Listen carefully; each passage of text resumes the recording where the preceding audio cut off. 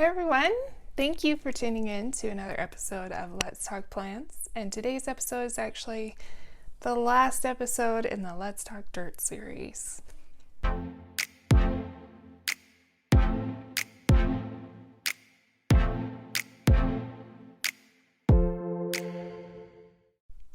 So today's topic of the Let's Talk Dirt series is actually what inspired me wanting even to do this series in the first place. So I kind of saved the best for last. But it's just a miracle ingredient, really, that I had no idea was out there until very recently. And thank you to Satori Road. And I actually told him that I'd be mentioning him in my soil video, and then here we are at the very end talking about it.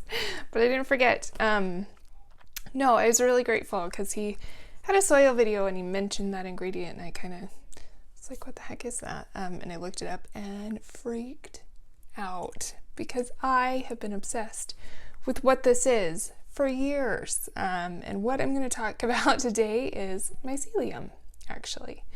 But it's a mycelium that you can put in your potting soil. So why is it so cool? Let's back up for that part. So this is a podcast that I heard back in 2016. So I'm going to link the podcast because I highly suggest you listen to it. I tell everyone I know, you got to listen to this because it really is fascinating. My husband and I listen to podcasts a lot because we drive a lot, because we live away from family and friends. So we'll put that in the car and it helps. And I really like Radiolab in general. I like all of their podcasts. But this one just blew me away. I mean, it's just incredible information. So highly suggest you listen to it. If you're on YouTube, I'll link it in the description. If you're on IGTV, it'll be linked in the first comment, or as soon as I can comment in there, and I'll get that for you. So again, even if you listen to this spiel, I still highly suggest listening to that podcast because it's mind-blowing. You're gonna love it.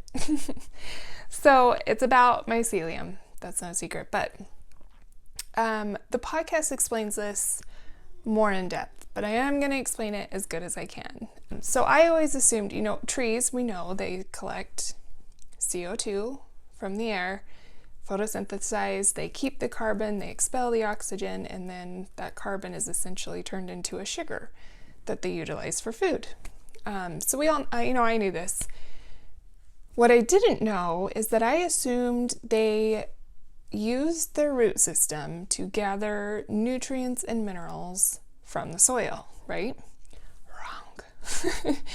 If trees on their own gathered nutrients, they would only be about a foot tall and they'd be floppy. So let me say that again. If trees on their own gathered nutrients from the soil, and using photosynthesis, they would only be a foot tall, a floppy foot tall tree, which is like, what? They're not, what? So diving in further, what helps them is this mycelium in the soil. And they took 1 pinch of forest soil, and there was 7 miles of this network. 7 miles in 1 pinch of soil. Like, that is insane. That's so much.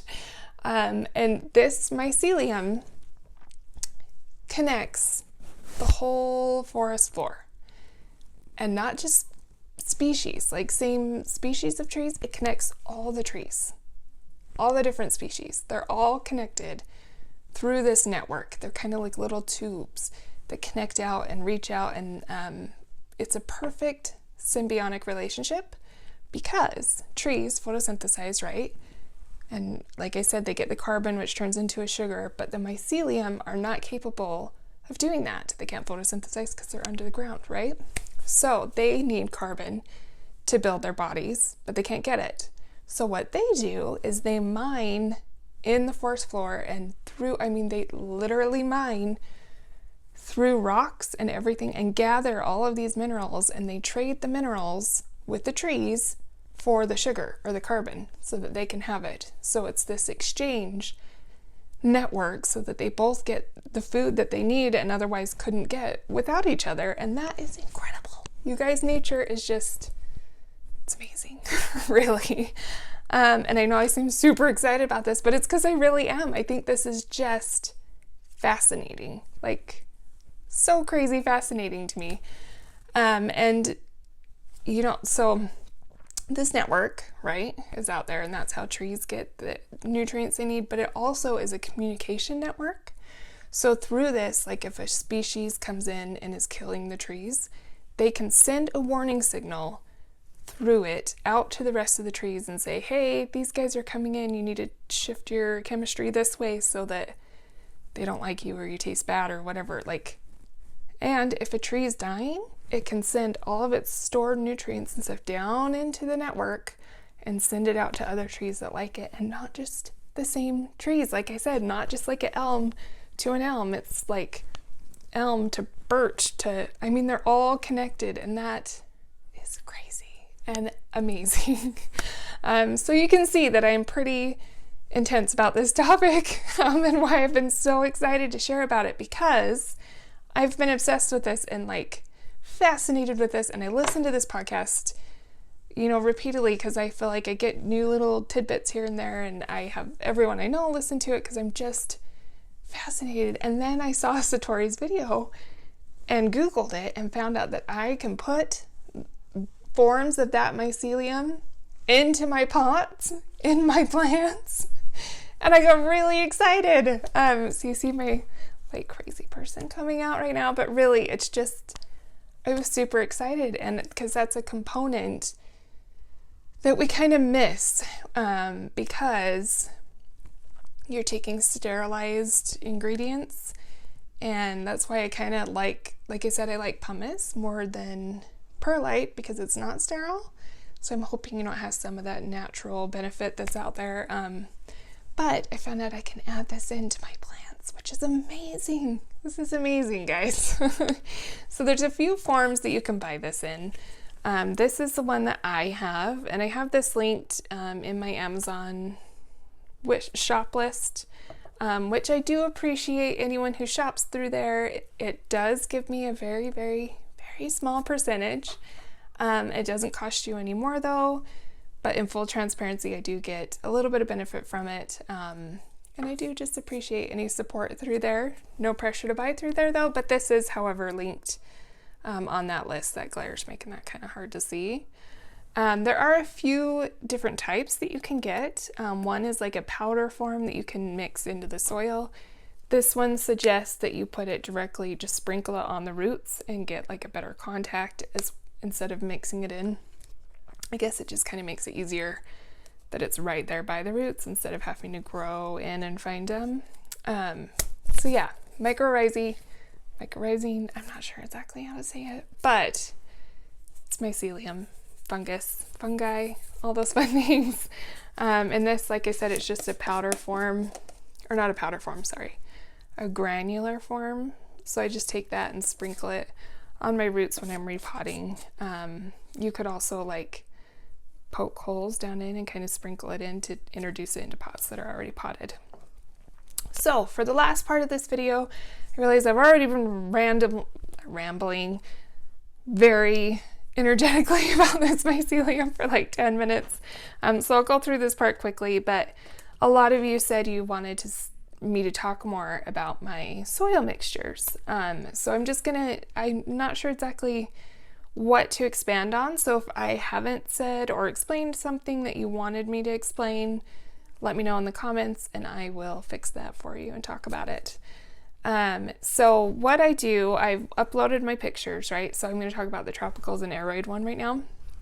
And it's about 30% cocoa coir, 30% pumice, 20% orchid bark, and then 10% charcoal and 10% worm castings. Now that is not exact. That is approximate because I kind of just eyeball it and mix it together. And that's just the general starting basis. So say I have alocasia because they like a little more moisture, right? I'm going to lean a little heavier on the worm castings and the coco coir because those are the ingredients that do retain more moisture. So I'll have, get a little bit more of that. Or if I'm potting an epiphyte, so epiphytic, I think I'm saying that right. Probably not. But like a Hoya or an orchid, right? So naturally in the wild, they grow not terrestrially, which is in the ground. So like up in trees and rocks and more. I don't even know how to explain that right now off the top of my head. Just not in thick soil. It's more like rocks, tree branches, more aeration in their roots, okay? So if I'm planting something like that, like a Hoya, I add way more bark and pumice. So I'm going to go like probably 20% cocoa and 30% pumice, 30 to 40% orchid bark actually, and like 10-ish% worm castings, and then however much percentage left of charcoal, because I'm really bad at math and I didn't keep track of what I just said in my head. Point is, I add more like orchid bark and pumice to the mix. So it's, if it gets wet, if it's falling apart and crumbly, then it's good. That's how you know. Because if it's not, it's going to be too compacted for a plant that likes to grow not in soil, essentially. And again, with these, as long as you're watching your watering, you're not over potting, you should be okay. So yeah, that's kind of, I don't know really what else to say. Just that you kind of amid for the plant you're working with. If it's a really heavy feeder, you'll want to throw in some more worm castings, or just make sure you're supplementing with a good plant food. And so this, I did have an example that I was going to show you, I forgot. So this is just my average, run-of-the-mill soil. So it's just very chunky, you can see. So, this is obviously not really wet, it's just kind of moist. But it's pretty chunky. So, I don't know if you can see that. It's just very, very loose, chunky, aerated soil. And again, it's wet, but not like super wet. So you're not getting the full effect of what it would look like had you just watered, but this is what it should look like a day or two after watering. So it should still, crumble apart really well. I still have some on my hands, but that's just moist. So that is a very good aerated, well draining mixture. Let's see, you can see it all at once, I guess. So see, just still very chunky. There's a good amount of like earthish mixture. So the worm castings and the coco coir that'll hold the moisture, but it's still very chunky and aerated. So yeah, I guess that's kind of it. If you have any questions or if I can clarify anything, I may have gotten like really excited and missed a very important part in there. I don't know. I think I went over everything I wanted to. But again,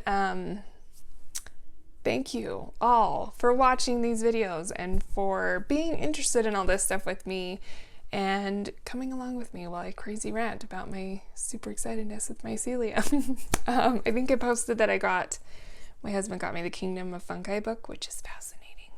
So if you like fungi, I highly recommend that read. It's been really cool. I'll insert a couple pictures of some of the stuff that I was like, what?